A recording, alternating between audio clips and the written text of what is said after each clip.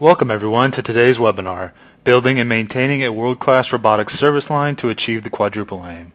I am Brian Zimmerman with Becker's Hospital Review. We'll begin today's webinar with a presentation and we'll have time at the end of the hour for a question and answer session. You can submit any questions you have throughout the webinar by typing them into the Q&A box you see on your screen. We're looking forward to hearing your questions. Today's session is being recorded and will be available after the event. You can use the same link you used to log into today's webinar to access the recording. Aligning lower cost, improved outcomes, a better patient experience, and improved provider satisfaction are the focus of hospitals today. This webinar will provide key insights into how a strategic, multidisciplinary robotics service line enables hospitals to achieve the Quadruple Aim. We're pleased to have two presenters from the Orlando Health System in Florida to talk us through how to build and maintain a world-class Da Vinci robotics service line to achieve the Quadruple Aim. Carlos Carrasco serves as Chief Operating Officer for Orlando Health Orlando Regional Medical Center, an award-winning 808-bed tertiary hospital in downtown Orlando. In this position, he oversees the daily operations of Orlando Health's flagship medical center. During more than 20 years with Orlando Health, Carlos has served in several leadership roles, including manager of Orlando Health Rehabilitation Institute and Director of Business Development and Innovation. Next, we have Sherry Buxton, the Chief Surgical Services Officer for Orlando Regional Medical Center and the Adult Hospital Group. This includes RMC surgery, PACU, sterile processing, ACC surgery, endoscopy, intraoperative neuromonitoring, pain management, and anesthesia support departments. She is responsible for direct operations in each of these areas and has been in this role since 2003. Please welcome Carlos and Sherry. Thank you so much. Just want to start off, this is Carlos, just want to start off with a little bit of background to give some context to Orlando Health. We're a nine hospital system and growing. We've got over 20,000 team members, have a large primary care network. We are the region's level 1 trauma center for adult and pediatrics, and have a growing ambulatory footprint with several urgent care centers and 50 outpatient centers throughout the region. As far as our robotic surgery program, we're very lucky to have 16 Da Vinci systems. 8 of them are concentrated on our downtown campus between ORMC and our sister hospital at Winnie Palmer and Arnold Palmer hospitals. We also have one in our ambulatory center downtown, so that's actually 9. And then there's several in our community hospitals, with 2 at 3 of our community hospitals and 1 at another, for a total of 16 robots. So just to frame the conversation that we're having today, talking about why did we pursue, or what are the benefits to us for pursuing robotics at Orlando Health? I think the first one that really drove us is the ability to provide improved patient outcomes. You'll hear a little bit more about that as we go through the discussion today and the information that follows. Lower total cost of care, so our ability to be able to manage and remain competitive from a cost standpoint, whether it be through our length of stay or management of other costs. We're also very focused on our ability to provide an excellent patient experience and differentiate our programs and our hospitals based on the experience of those patients and the reputation that we gain from that. And then improved provider experience and provider longevity and the ability to practice here and make this a great place to work, whether you're a team member or one of our surgeons. This is Sherry. I'm going to give you a little insight into how we went about shifting our robotic volume growth to more of a strategic mindset. We learned early on that you can't just purchase robotic technology after the surgeons are here and after the volumes are here. You actually have to plan for it. We make this part of our annual strategy for surgical growth. So we look at which surgeons are coming into the market, of our employed surgeons, which ones have been robotically trained, what are our current volumes, and what are we projecting for next year. And then we try to assess what we're going to need for that future growth, and that's part of our capital investment plan, also our staffing plan, and actually our recruitment for surgeons. Most of the residents that are coming out of our teaching program now come to us already having done robotic surgery through school or through other residency programs. And if we don't have access for them to continue working on the robot here, then they will be looking to go somewhere else. So you're constantly looking for, where are the next volumes coming from that's going to sustain and build a business case for purchasing the robot. So you don't wait until the robots that you have are completely full. You purchase your next one before you've actually reached capacity on the ones that you have. And as we go through the webinar, you'll hear a little bit more of the focus that we had on not only how much volume we have, but where it's going to come from and what specific service lines, and really being disciplined about your business planning as you look for growth. So just going back in time, 2015 was really a shift of mindset for our leadership at Orlando Health. At the time, I was in charge of the robotic program, and we invited our president to attend a peer-to-peer executive conference in Washington, D.C. And he wasn't really, I would say at that point, engaged in growing a program. To him, it was a tool to do surgery. So once we took him up there and he actually started talking to surgeons about the quality benefits of doing robotic surgery versus open surgery and laparoscopic surgery, his mindset shifted from seeing it as a tool but into something that you can develop into a program. We also quickly learned that, and this is a very under-marketed aspect of robotic surgery, as your physician workforce ages, those who can shift to robotic surgery have found that they can extend their career, or in particular surgeons who have physical limitations for standing for long periods of time, back issues, anything like that. If they can and should switch to robotic surgery, then they have found that they can extend their career. But I would say the biggest shift for our president at the time was going from technology to going to a program, and he quickly figured out that more robots can mean more surgeries, and more surgeries is higher contribution margins, and it just flows very smoothly into growing a robotic program and growing surgical growth. So part of that also, you have to have the key elements of success. So you can't just, again, purchase a robot and plan, even if it's a strategic plan. You have to have the executive buy-in, in particular your presidents and your CFOs. They in particular sometimes can be naysayers to robotic surgery. I'll say Carlos, I'll say this right in front of him. He was a naysayer there for a while. He was one that always told me no, and then I had to badger him until I got my way. But you need to have the executive buy-in. They need to understand what the commitment is for spending that much money. And you need to have top surgeons in the field. So whatever service line you're going to promote or you're going to use at your hospital, you want to have really good clinical surgeons that know how to use the robot, can work with the residents, can train new surgeons, and they're a key part of your champions. And then smooth OR operations is also essential. You can't have hour turnovers between robotic cases. No surgeon's going to be happy with that. You want to build a team, and you want to use that team to make sure that you have efficiencies.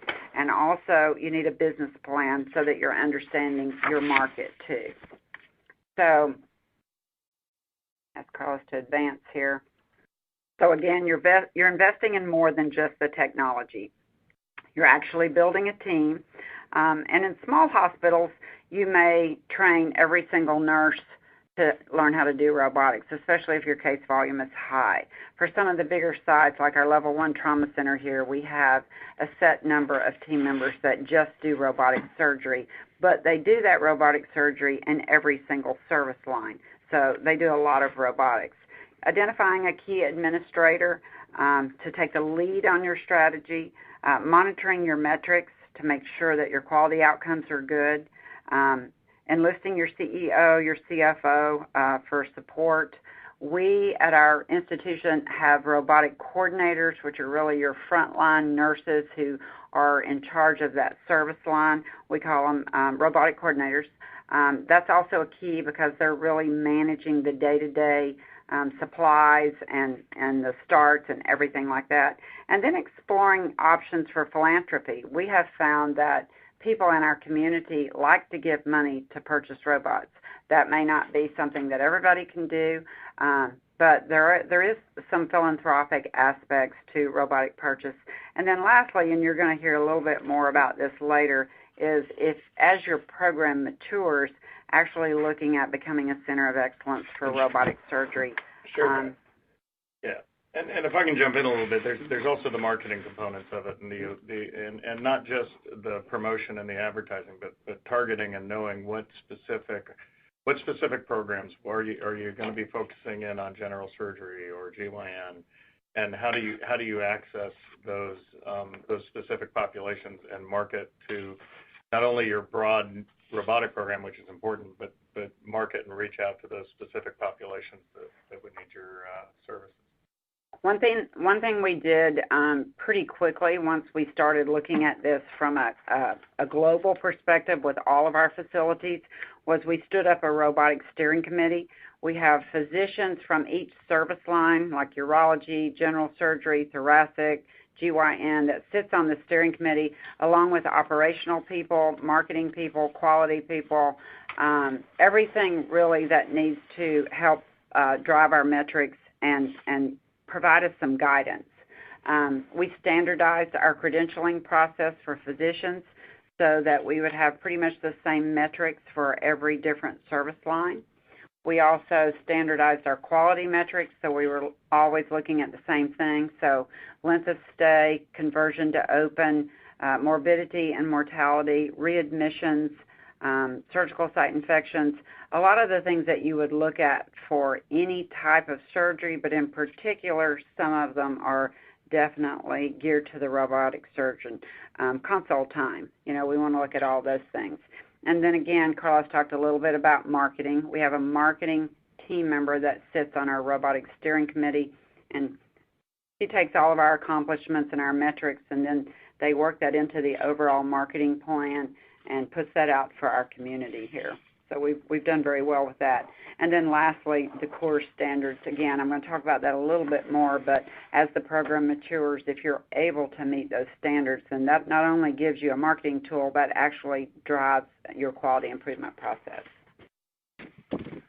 So when we launched our really got focused in with our robotic steering committee, we had a discussion with our colleagues at Intuitive and really had a frank discussion about partnership versus working with a vendor, and asked them, what is your, where do you see this going? And we got a positive response from them as far as wanting to collaborate with us and really be a partner. And where they helped us, and we've taken the opportunity to take advantage of what they can offer, is looking at the support and analytics that they can provide to benchmark our data and look at everything from our market data to trends happening around the nation, to specific service lines that we may not be growing at the rate of other regions or places where we might be ahead, and we want to take advantage of that and leverage it. We also took full advantage of their training offerings. They have a tremendous number of training for surgeons, for staff training, all the way up to executive training that you heard about with our hospital president going to a course. And now we've taken it the other way, and we do help other programs and executives with our own teaching programs here.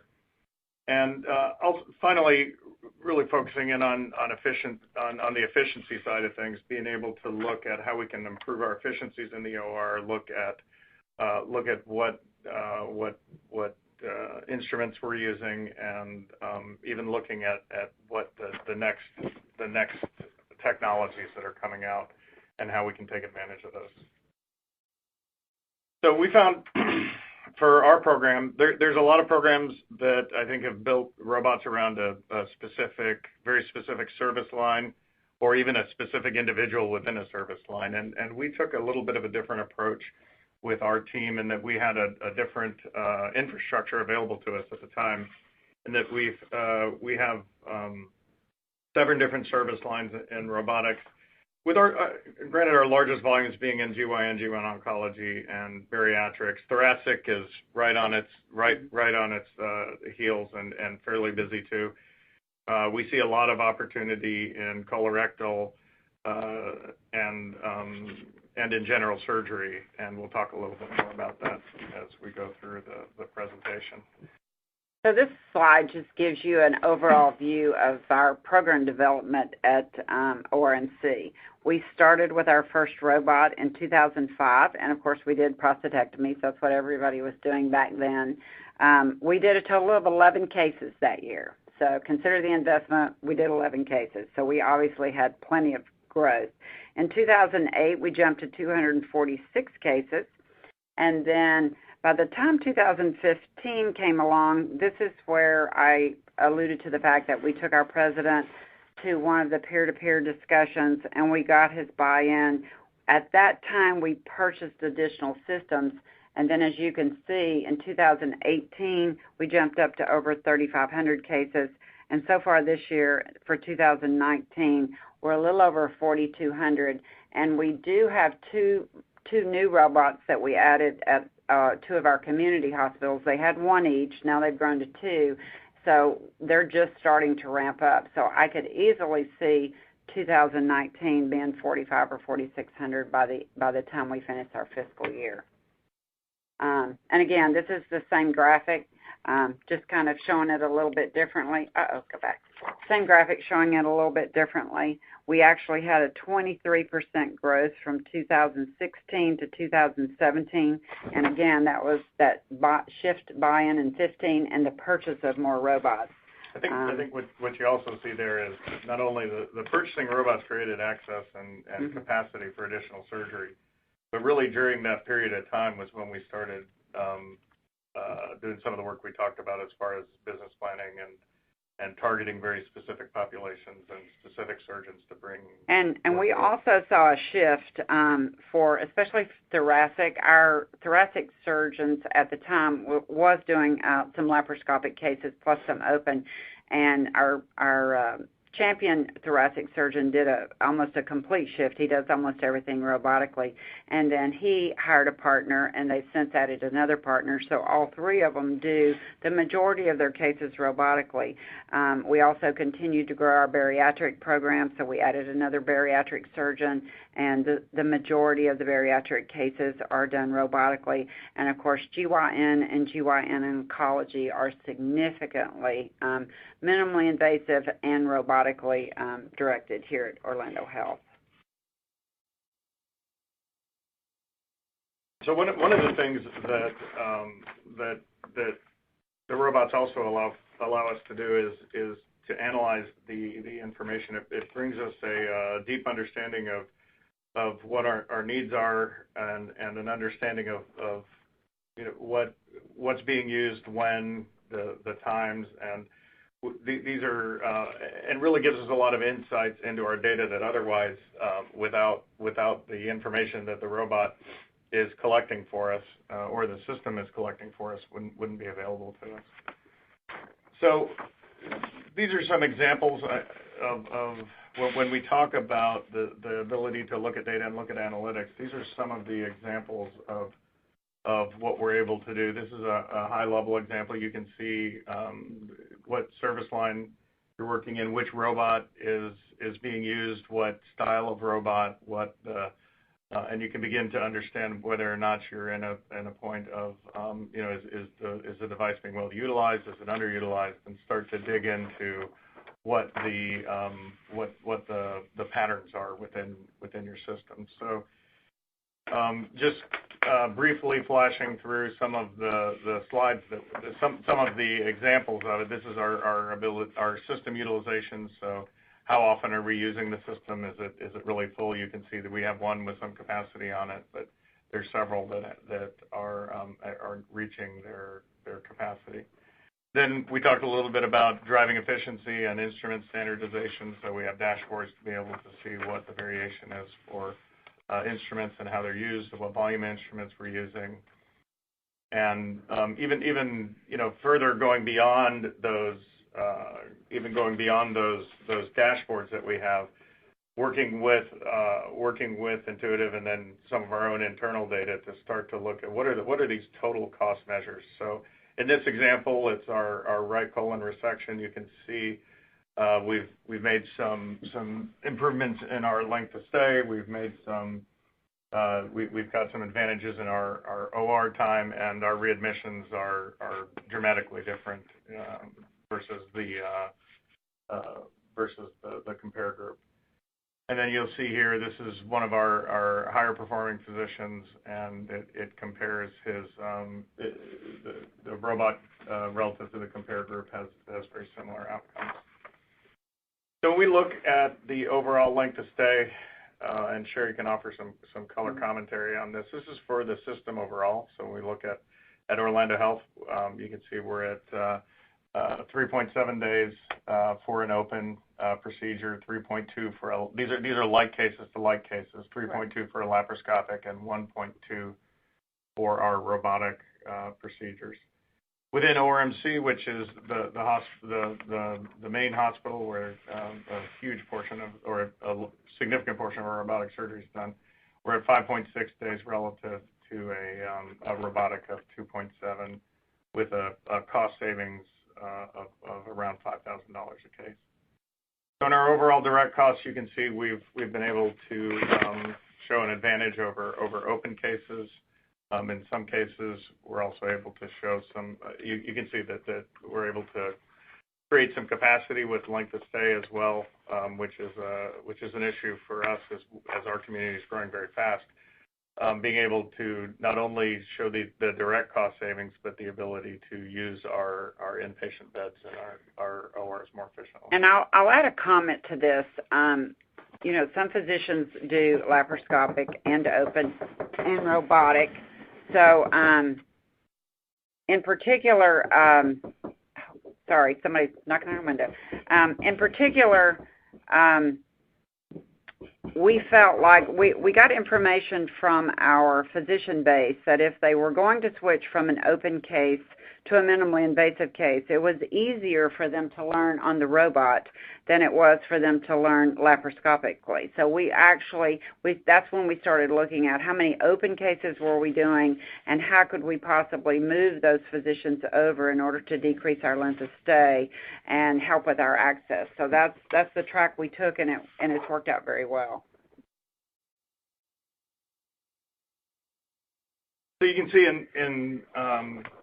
in our when we get into some of the very specific services, we've got a little bit of work to do in our ventral hernia yet, but you can see our benefits in lobectomy, in some of our colorectal cases. You can see over to the right side of the slide as well. And again, that's open versus robotic because that was where we felt like we had our significant opportunities. I'm going to talk to you a little bit now about outpatient. If we can get our slide to move. There it is. A couple of years ago when we upgraded an SI, a couple of SIs actually, to XIs at the main hospital, instead of getting the rebate by turning the SI in, we did a little pilot and decided just to move it over to our outpatient surgery center. It's right outside the main hospital. And we just wanted to see if there was an opportunity to shift some business over there if the physicians would use it. So literally, we walked it across the street to our outpatient surgery center. We trained that staff in, I'm going to say, 3.5 to 4 weeks. We sent them over to the main. We put them in robotic cases. They learned how to do it.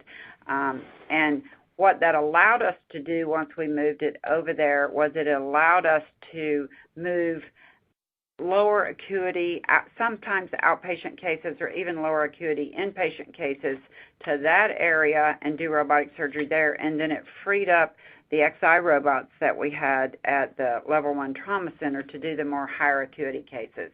So I would say that it's been successful. Unfortunately, that outpatient surgery center has small rooms, and because we have a teaching program, our general surgeons would love to have a second console in there so they can have the residents, at the field also. And we're trying to figure out how we're going to make that happen, because I feel quite certain that we could move almost all the outpatient cases over there if we were able to have a second console. Sure. I was just thinking through some of the prior slides that we were going through from both financial length of stay and some of those. I think we might have brushed over one of our big investments, which was having our own data analyst.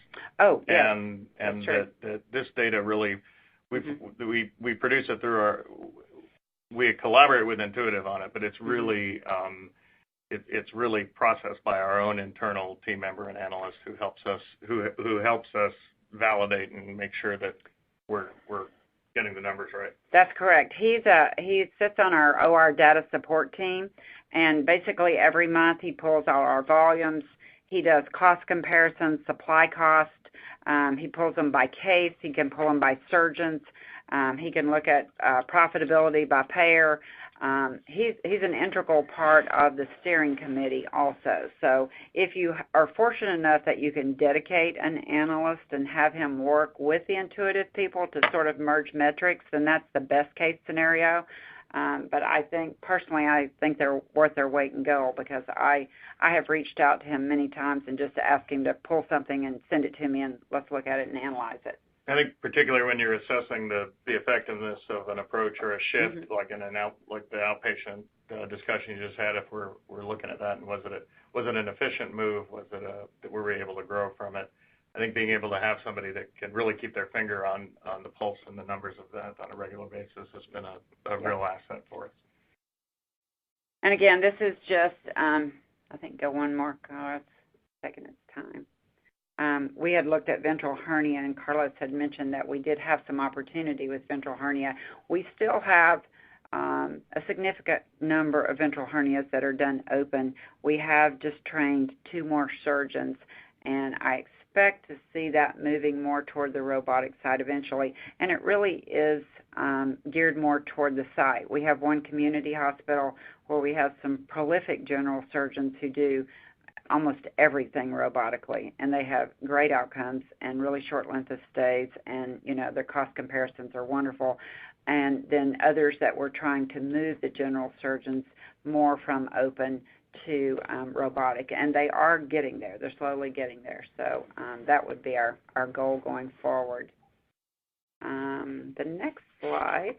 But I think it is an interesting example of, as a system, our program, we've had a lot of things grow. Of course, you'd expect the women's hospital to grow quickly in GYN, and we've had some good growth here in thoracic and bariatric and some of those things we talked about. But the general surgery program was really well suited for a very engaged group of docs that's probably grown more effectively at some of our community hospitals, one in particular than it has downtown. Absolutely. The general surgeons at the community hospitals have really taken it on, and some of our group here at the Level 1 Trauma Center are slowly getting into it.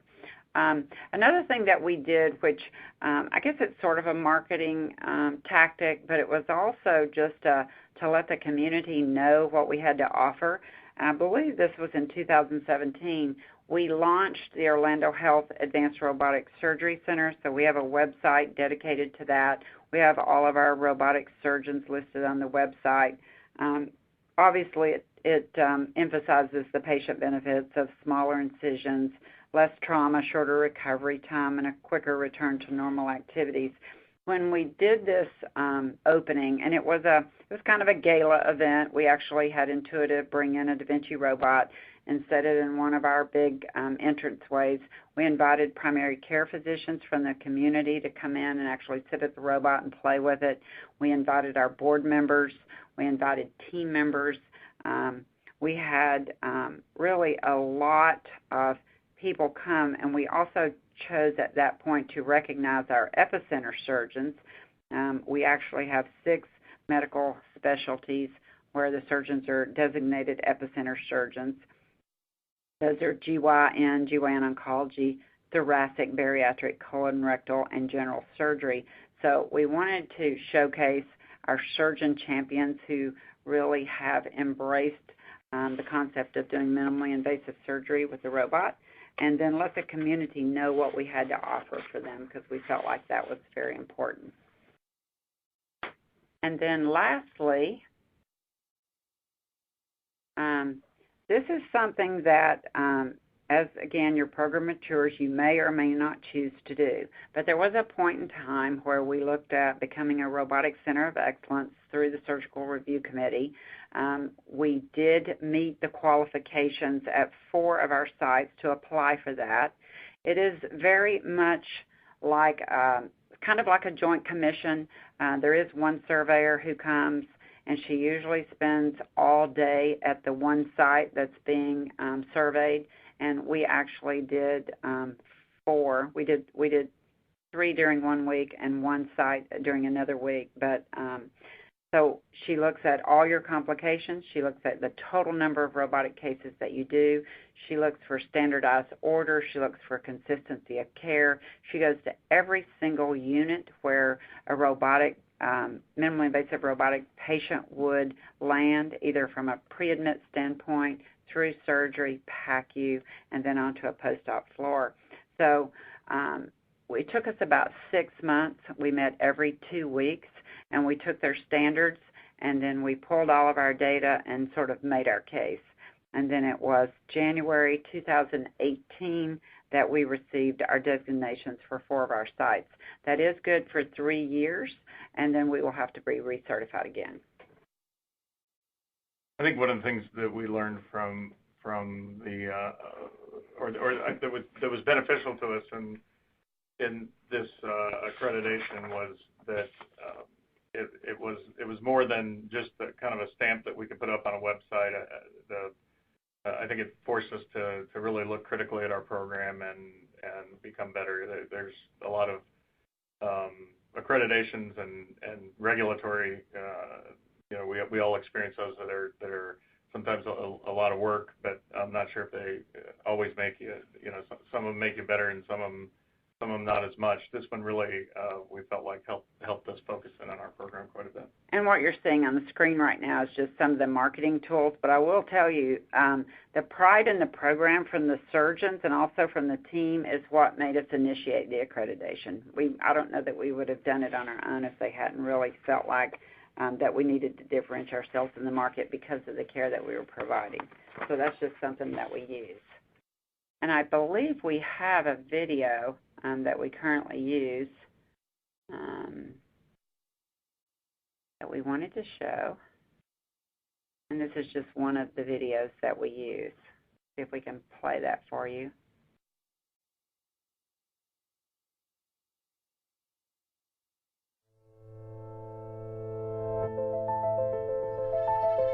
Thank you, Abby. Yep, here we go. One of the things that's very exciting about the Orlando Health Advanced Robotic Surgery Center is that we have so many different specialties involved. Now we're joining forces in creating a unified group that can benefit from each other's expertise. I think that we have in one place a tremendous amount of talent and surgeons who are adequately trained on the robot, who are I think each of you will need to turn on your sound individually to be able to hear the video.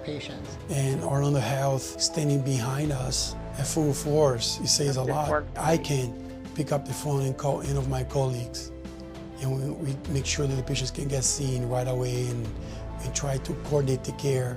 I mean, now we are doing surgeries where if they have a GYN problem and a general surgery problem, both of those can be accomplished robotically because we have all those specialties together. For robotic surgery, we get visitors from all over the world to learn our techniques and take that back to their institutions. That's really the whole point of collaboration, is how can we get to the patient to the best experience possible.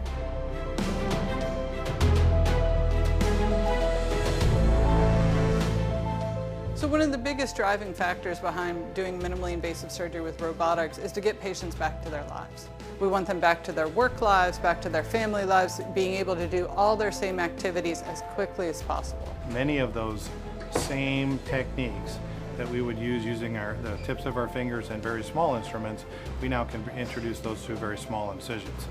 That is amazing for the patient. By not requiring cutting the muscle, the patient recovery is a lot faster. The pain level is much less. There is no greater satisfaction than seeing successful outcomes. No greater satisfaction.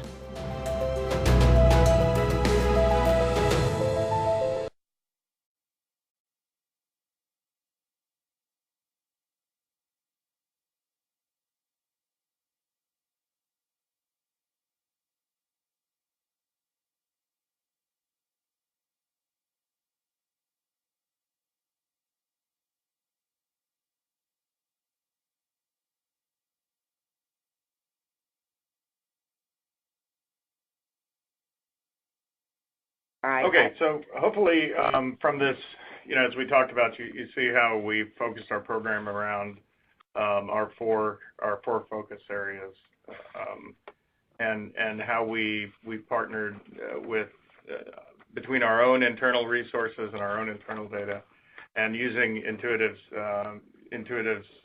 resources and ecosystem to help us build the program, maintain the program, and also grow the program. And through the use of this data and leadership of a really committed group of surgeons, using our information to make key strategic decisions around what areas we need to grow in, what timing for growth, resources that we need to commit to that, and the best path for our organization and our patients. So. At this point, I think we have some time left for questions, and I appreciate everyone listening in today. Yes, thank you very much. Thank you, Carlos and Sherry, for that fantastic presentation. We will now begin today's question and answer session. Please submit any questions you have by typing them into the Q&A box you see on your dashboard. We will try to get through as many questions as we can. And this first question here, I believe this attendee is curious about some of Orlando Health's facilities, and it asks, is your ASC a joint venture or wholly owned? Our ASC is wholly owned, and it's not the typical, it's actually connected to the hospital by a bridge, so it's not a freestanding ambulatory surgery center. It's connected to the hospital right now. The one hospital outpatient department. Yeah, hospital outpatient department, the one where we have the robot. We do have some freestanding outpatient centers, but the one where I move the robot is connected to the hospital. But it runs like an ASC. It's Monday through Friday, no weekends, no holidays. We do cases during the day. You shut down at night. And if any patient had to stay overnight, we would take them back across the bridge and into an inpatient unit. Great. It's helpful to know. Thanks for that clarification. And the next question we have here is, what do you include in your direct costs? Oh, you asked me a question for my CFO. I know that when we look at supply costs, we're looking at strictly supplies. We're not looking at the electric bill or the lawn bill, and we're not looking at staff. And that's what I look at mostly when I'm looking at it. I look at OR time. I look at supply cost per case, because that's where we can do improvements and see where we can cut back on supplies. Our staff ratios are pretty much the same no matter what type of case it is. Occasionally you might have an extra person in there, but for the most part that's standard. So we do have a direct cost variable that has everything front-loaded, but we really focus more on supply costs per case. Great. We've got some great questions coming in here. The next one is, what are the margins on the robotic surgery versus open, lap, etc.? So the margins on robotic surgery are much better than open, obviously, because of the length of stay. And that's really what we were looking at. From most of our sites were either at or near capacity. So not only were we trying to do what was best for the patient by getting them out sooner, we were trying to get them out sooner so we could have more room for the other patients, so we wouldn't have long wait times in our ED. And I think to a service line, the margins for robotic cases are all profitable, and they're definitely a lot more profitable than open cases. And in some instances, you can have a lap case that's, maybe a little bit better, or sometimes right about the same as a robotic case, but not significantly so. We didn't find that there was a significant difference. That was a question that I had when we first started off, is are we just, creating a more expensive laparoscopic way of doing laparoscopic surgery? And I think there's a couple of elements that you have to consider. That you can't neutralize in any time you're looking at the contribution margin. You can't neutralize the payer mix and people that are seeking out a robotic surgery, and so I think there's in some service lines there's some impact to that. But there's also the ability to access or the ability to provide the platform that the surgeon expects to have. So it's if you don't have this if we didn't have this program and we didn't have these tools, we would, regardless of the contribution per case, we would have a challenge, in that our surgeons would be seeking the ability to use this tool probably elsewhere. I'll also say that, from an OR time perspective, the OR is a very expensive resource, and almost to a case, robotic cases are shorter than laparoscopic cases, and they're definitely way shorter than open cases. So that saved us costs on the OR time, and also then on the length of stay. Great. And this next question, you mentioned length of stay there, Sherry. This sort of touches on that as well, and maybe we can go a bit deeper. This attendee asks, so do you feel your higher case cost for the robot case is made up in your lower length of stay costs? I would say yes, if that were always true, but we actually didn't always see a higher case cost for robotic cases. So to some degree, maybe there were types of cases, and ventral hernia was a good one, because obviously we saved money when we went from open to robotic, but the laparoscopic ventral hernia and the robotic ventral hernia, there wasn't a big, huge difference there. So it does depend on the type of case, but it's not always the most expensive to do it robotically. I'm telling you, it's not, at least not that we've seen. And in the length of stay equation, it's probably relevant as to what your position is from a capacity standpoint. For us, there's an added cost of when we're reaching these points of we have to go find another bed somewhere, and even to the point of renovating older space or being able to open up additional capacity. So being able to reduce length of stay saves us at least delays some capital that we can repurpose for other things, as well as the direct cost saving. Thank you. Appreciate you both going a little deeper there. And the next question here is, did you see any difference in your complications between open lap and robotic cases? We actually, depending on the service line, we did see a decrease in complications, I know, for colon rectal surgery. General surgery, I don't think there was a significant change. I'd actually have to go back and look at that data.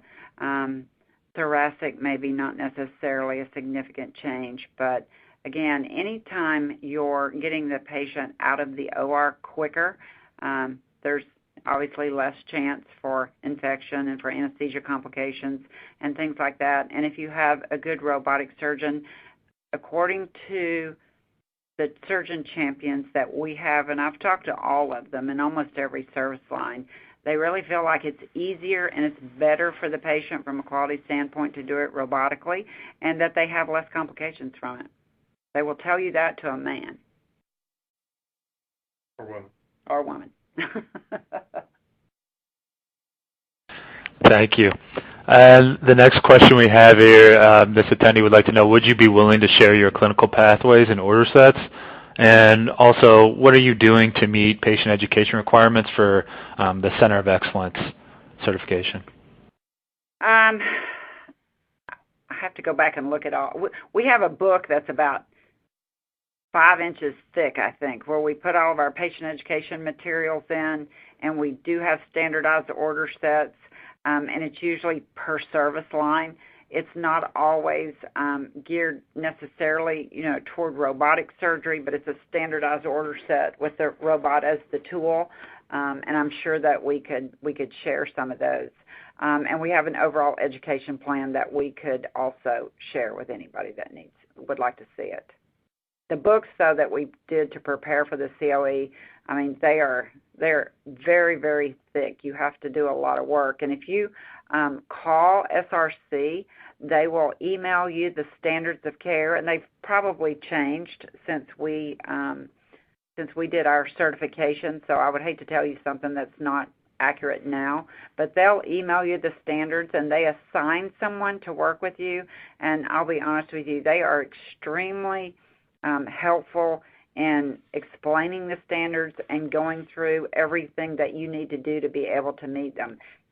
They have a vested interest to make sure that you're prepared when they come here. They don't want to come here and do a survey and then deny you. They want you ready and prepared, which is somewhat unlike Joint Commission. It's helpful to know. Thank you. And so the next question here is sort of about, I believe, program coordinators. So do you have a mid-level person as a robotics program coordinator? And if not, what level of training do they have? So it's different at each of the sites. At ORNC, which is the Level 1 Trauma Center, we actually have one of the assistant nurse managers who's the robot coordinator.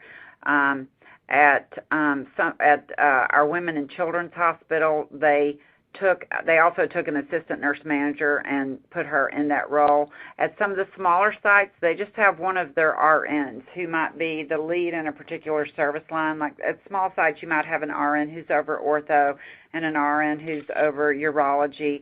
And so most of the smaller sites have at least one RN who's kind of over their robotic program and helping to coordinate those cases and make sure that people get trained and that they have all the equipment they need and work with the nurse manager. So it's not an advanced practice nurse. It's usually an RN, and it could be somebody at the leadership level. Appreciate that clarification. And next question we have here is, do you have robot-specific surgical blocks? We do. We have a really robust block process at our system, at a system level, and we have robotic blocks, and we have regular blocks, and then of course service line specific blocks. The majority of our blocks for elective cases fall off 7 days out. So if you haven't booked something in your block at 7 days out, or 8 days out actually, 7 days out it falls off, 8 days they can release it. So we don't hold the room that the robot's in after a certain period of time. We can do any case in that room, whether it's robotic or not, but we do have some specific robotic blocks at each site, actually. And that block process is actually managed by a committee of surgeons and anesthesiologists, and is supplemented by the input of our robotic steering committee, who provides us with some guidance on block and whether or not we want to make an investment block or whether or not we block is added to or removed. It's not a purely administrative function. No, and sometimes you'll find that as new surgeons get trained, obviously if they're on a learning curve, they're going to take longer as they start doing their robotic cases. And they may have a block already that's their just overall elective block. And we have actually taken maybe one of their block days and made it a robot block day. So he knows that on Tuesday he's going to be booking his robotic cases, but on Thursday he's booking any of his other elective cases. Because the main thing you need to do, once they finish training, they've got to have access. They've got to be able to book cases. If they can't get access, they're going to forget what they learned, and the learning curve is going to be even harder. And, of course, they're going to take longer initially, so you have to make sure they've got enough time blocked off that they're not delaying the guy that's following them or, not having enough time to finish, so maybe the team is wanting to leave, and they're the only ones that know how to do robotic cases. So it's a little different management of block robotics than other areas. Great. We've had a bunch of great questions come in, and we have time for a few more. So the next one here is, has some of your utilization insights led to any standardization across ORs and throughout the system? Well, it definitely has, as far as the ones who went through the Center of Excellence. And the way we work it is usually if there's a site that's getting a robot, say they've never had one, they're going to come to one of the sites that have one, and they're going to learn. And so by default, they're learning to set up the way that we've set up, or they're utilizing some common order sets for physicians, some common instruments and supplies. So that it's just kind of evolved that way. And we also have a very tight-knit corporate surgery group, which is all the leaders of all of the ORs at each site, and we run on the same policies and procedures.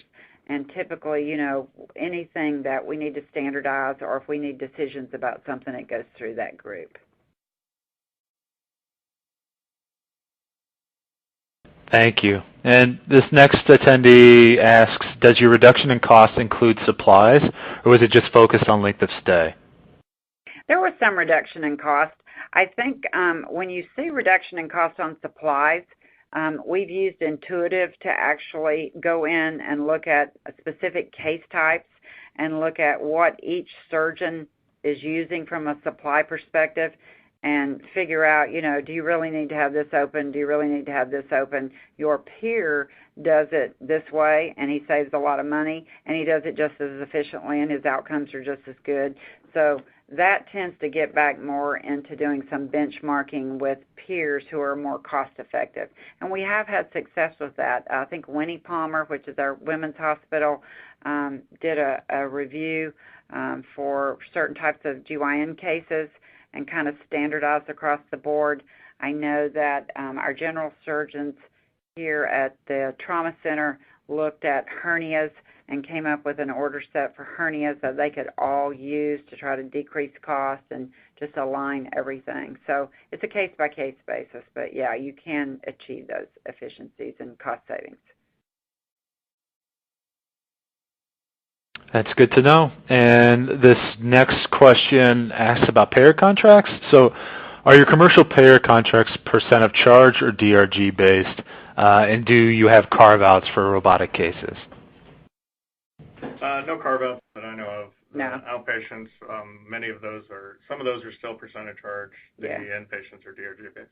Yeah, so it's a combination, but mostly I would say DRG based and no carve-outs. We haven't had carve-outs for years. Great, thanks for that clarification. And so the next question here, have you standardized the robotic arms and trays in the OR and reduced the usage of arms to reduce costs? How was this educated and formulated with the physicians? So I will tell you that the best way to do that is to have the same robot at each site. So there was a time when we had 2 XIs and 2 SIs at one site, and obviously then you've got duplication because you have to have equipment for both.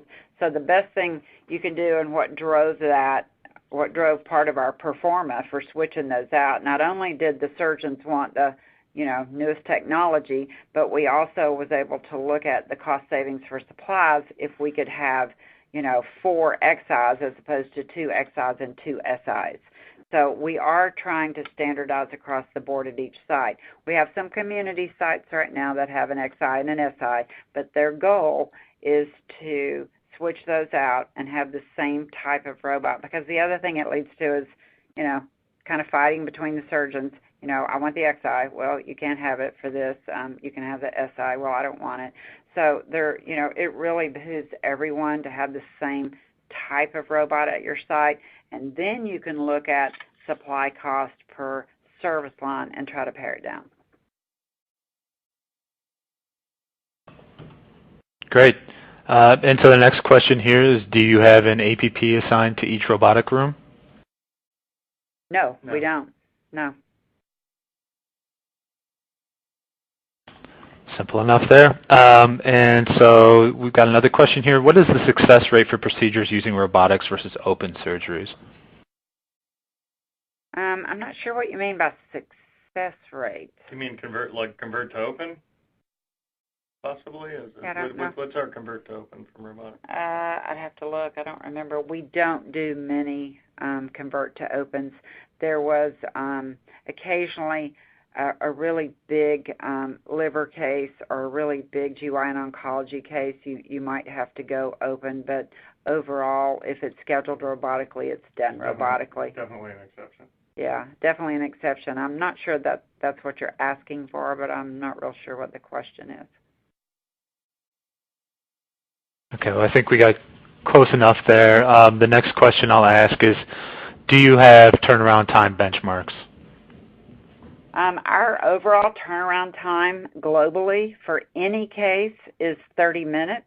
However, we try to beat that for some cases.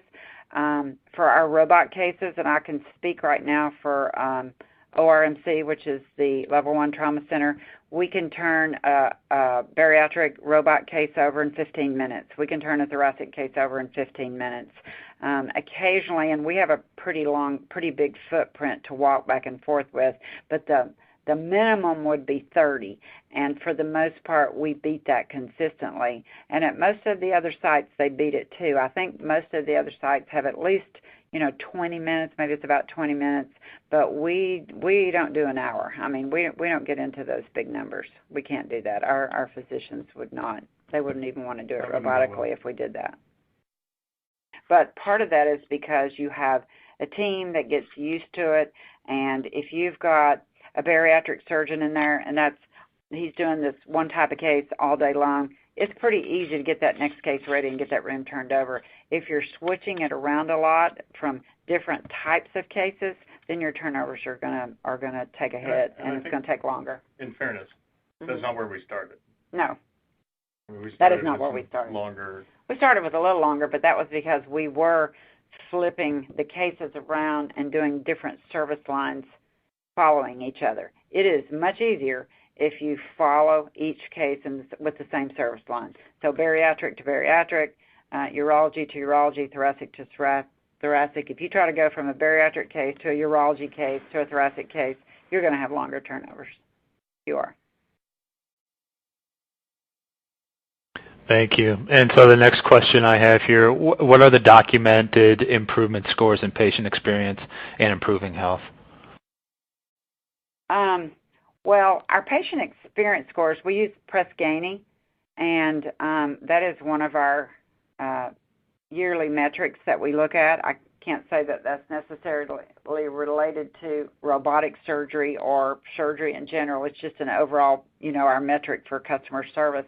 And we have shown significant improvement over the past 2 years. Yeah, I think if you look at ORMC, you look back to the 2015, 2014 time frame, we were in the 40th, 50th percentile. We're going to probably close out this year at the 75th.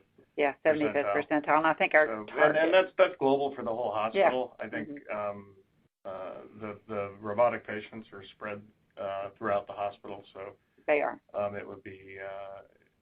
It would probably be a difficult sample size to be able to. Yeah, and as you know, there are a multitude of factors that impact patient experience, wait times, and just the experience with your physician and communication and things like that. So we really can't. We've done huge improvement efforts toward improving our patient experience scores that were not related to surgery or anything like that, just overall. Great, and we're almost to the end of the hour, so this will be our last question. How often do you meet with the key stakeholder team to track this service line? Well, the Robotics Steering Committee meets once a month, and 1 month they're looking at quality metrics, and then 1 month they're looking at regular business. So they look at volumes, they look at credentialing, order sets, anything, any type of business that they want to look at. So that's the steering committee. And then if we have individual new surgeons that are coming in, we always meet with them ahead of time, or if we have new surgeons who just got trained on the robot, we try to meet with them ahead of time, sometimes before they even start their training, so we can figure out what they're going to need post-training, about how many cases they think they're going to anticipate doing, where are we going to do those cases, and then we try to follow up with them routinely to see how the experience is going, because we don't want them to backslide into open cases or, doing something differently. So again, there's not a department of robotic surgery. There's different surgical departments, and there's physicians in those departments that do open, robotic, laparoscopic, do all kinds of surgery. But typically, the overall guiding force for robotic surgery is the steering committee. Perfect. And before we officially wrap out, Carlos, Sherry, do you have any final thoughts to share with attendees today?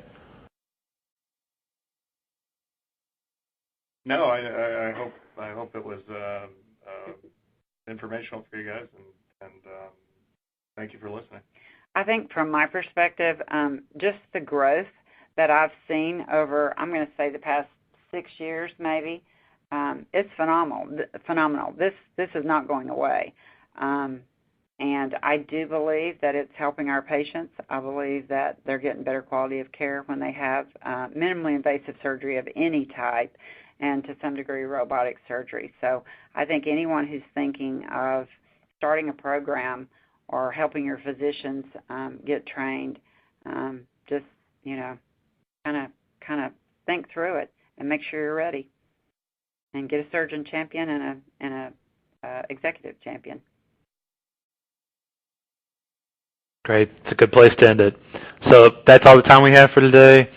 I want to thank Carlos and Sherry for that excellent presentation, and Intuitive for sponsoring today's webinar. Enjoy the rest of your day, and we look forward to having you join us for future webinars.